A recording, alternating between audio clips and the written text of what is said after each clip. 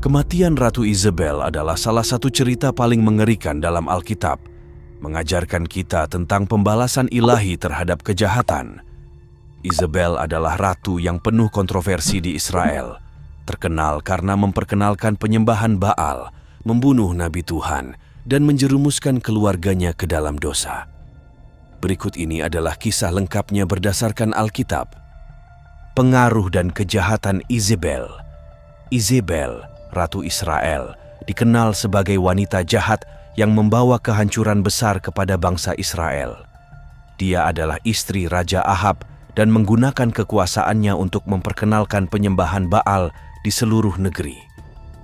Tindakan Isabel tidak hanya menyimpang dari ajaran Tuhan, tetapi juga menyebabkan kemurtadan dan penyembahan berhala menjadi meluas di Israel. Isabel juga membunuh banyak nabi Tuhan dan menggiring suaminya, Ahab, serta anak-anak mereka untuk melakukan kejahatan. Pengaruh buruknya terhadap kerajaan membuatnya dikenal sebagai tokoh yang sangat jahat dalam sejarah Israel. 1 Raja-Raja 21 ayat 25. Insiden kebun anggur Nabot. Salah satu kejahatan paling mencolok dari Isabel adalah pembunuhan Nabot, seorang pemilik kebun anggur yang terletak berdekatan dengan istana Raja Ahab. Ahab sangat menginginkan kebun anggur tersebut untuk dijadikan kebun sayurnya, tetapi Nabot dengan tegas menolak menjualnya atau menukarnya dengan kebun lain. Kebun anggur itu merupakan warisan keluarganya, dan bagi Nabot, menjualnya berarti mengkhianati warisan nenek moyangnya. Namun penolakan Nabot membuat Ahab sangat kecewa dan merana. Melihat suaminya dalam keadaan putus asa, Isabel dengan kelicikannya merencanakan sebuah skema keji untuk mendapatkan kebun anggur tersebut. Ia menulis surat atas nama raja dan mengirimkannya kepada para pemuka kota tempat Nabot tinggal. Dalam surat tersebut, Isabel memerintahkan agar mereka mengumumkan puasa dan menempatkan Nabot di depan umum, lalu menuduhnya menghujat Tuhan dan raja. Tuduhan palsu ini dirancang untuk memicu kemarahan rakyat dan memastikan bahwa Nabot akan dihukum mati dengan dilempari batu. Rencana jahat Isabel berhasil dengan sempurna. Nabot dihukum mati berdasarkan tuduhan palsu, dan setelah kematiannya, Isabel berkata kepada Ahab untuk mengambil kebun anggur Nabot sebagai miliknya. Ahab, yang buta akan moralitas dan kebenaran, mengikuti nasihat istrinya dan mengambil alih kebun anggur tersebut. Namun, tindakan jahat ini tidak luput dari perhatian Tuhan. Firman Tuhan datang kepada Nabi Elia, orang Tisbe, dengan perintah yang jelas. Bangunlah, pergilah menemui Ahab, Raja Israel yang di Samaria. Ia telah pergi ke kebun anggur Nabot untuk mengambil kebun itu menjadi miliknya. 1 Raja-Raja 21 ayat 17 hingga 18. Tuhan mengutus Elia untuk menyampaikan hukuman ilahi kepada Ahab dan Isabel atas kejahatan mereka. Penghakiman Nabi Elia. Nabi Elia, yang dikenal sebagai pembawa pesan Tuhan yang berani, mengumumkan hukuman Tuhan atas kejahatan yang dilakukan oleh Isabel dan suaminya, Raja Ahab. Elia menyampaikan nubuat yang mengerikan sebagai bentuk peringatan dan penghakiman ilahi. Dalam nubuat tersebut, Elia menegaskan bahwa anjing-anjing akan menjilat darah Ahab dan memakan tubuh Isabel, sebuah tanda pembalasan yang tak terhindarkan dari Tuhan. Kejahatan yang dilakukan oleh pasangan ini, termasuk pembunuhan dan perampasan, memicu kemurkaan Tuhan dan menuntut keadilan yang setimpal. Elia berkata kepada Ahab, "Beginilah firman Tuhan, di tempat anjing telah menjilat darah Nabot, di tempat itu juga anjing akan menjilat darahmu sendiri." 1 Raja-Raja 21 ayat 19. Nubuat ini bukan hanya sebuah ancaman, tetapi juga sebuah pengingat bahwa setiap perbuatan memiliki konsekuensi yang tak terelakkan di bawah hukum Tuhan.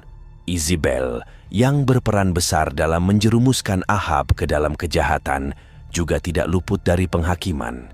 Nabi Elia dengan tegas menubuatkan bahwa tubuh Isabel akan menjadi makanan bagi anjing-anjing di lembah Yizril. Nubuat ini menekankan betapa seriusnya pelanggaran yang dilakukan oleh Isabel dan Ahab, serta ketidakmampuan mereka untuk menghindar dari keadilan Tuhan. Peran Yehu dalam pembalasan. Yehu yang diurapi oleh Nabi Elisa adalah instrumen Tuhan untuk melaksanakan hukuman atas keluarga Izebel. Setelah berhasil membunuh Yoram, anak Izebel, Yehu datang untuk menuntut nyawa Izebel. Izebel yang menyadari bahwa kematiannya sudah dekat, mencoba menghadapi Yehu dengan penuh percaya diri. Namun, keberaniannya tidak cukup untuk menyelamatkannya dari nasib tragis yang menantinya. Pada akhirnya, Izebel dikhianati oleh para pelayannya sendiri dan dilempar dari jendela istana. Ketika Yehu tiba di tempat Izebel, ia mengangkat mukanya ke jendela dan dengan suara lantang bertanya, "Siapakah yang memihak kepadaku? Siapakah?" Pertanyaannya disambut oleh 2 atau 3 sida-sida yang menengok kepadanya. Tanpa ragu, Yehu memerintahkan, "Jatuhkanlah dia." Mereka pun menuruti perintah Yehu, menjatuhkan Izebel dari jendela.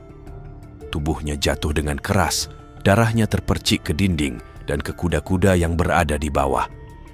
Lalu tubuhnya terinjak-injak hingga tak bernyawa lagi. Kejadian ini dicatat di dalam 2 Raja-Raja 9, ayat 32 hingga 33. Peristiwa ini memperlihatkan betapa tegas dan kerasnya hukuman bagi mereka yang menentang Tuhan. Izebel, yang dikenal karena kekejamannya dan penyembahan berhalanya, menerima hukuman yang setimpal dengan perbuatannya. Yehu, sebagai eksekutor ilahi, menjalankan tugasnya dengan penuh keberanian dan tanpa kompromi. Kematian Izebel menjadi simbol penghukuman ilahi atas kejahatan dan ketidaktaatan, sekaligus menegaskan keadilan Tuhan yang tidak bisa dihindari. Warisan simbolis Izebel. Yehu memutuskan untuk menguburkan Izebel karena rasa hormat, tetapi Tuhan telah menetapkan bahwa tubuhnya akan dimakan anjing. Juga mengenai Izebel, Tuhan telah berfirman, "Anjing akan memakan daging Izebel di tembok Yizreel."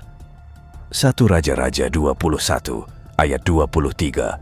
Tubuh Izebel dimakan oleh anjing, hanya menyisakan tengkorak, kaki, dan tangannya yang berfungsi sebagai pengingat akan keindahan duniawi yang cepat berlalu dan penggenapan nubuatan. Kematian Izebel yang mengerikan dengan tubuhnya yang dimakan oleh anjing-anjing meninggalkan warisan simbolis yang kuat tentang pembalasan ilahi. Kisahnya mengingatkan kita akan bahaya dari penyembahan berhala dan konsekuensi berat bagi mereka yang menyesatkan orang lain dari jalan Tuhan. Cerita tentang Izebel, dari pengenalan praktik penyembahan berhala hingga akhir tragisnya, adalah peringatan yang kuat tentang konsekuensi pemberontakan terhadap Tuhan dan kejahatan. Ia melambangkan bahaya dari menyimpang dari jalan Tuhan dan hukuman berat bagi mereka yang memimpin orang lain ke dalam dosa.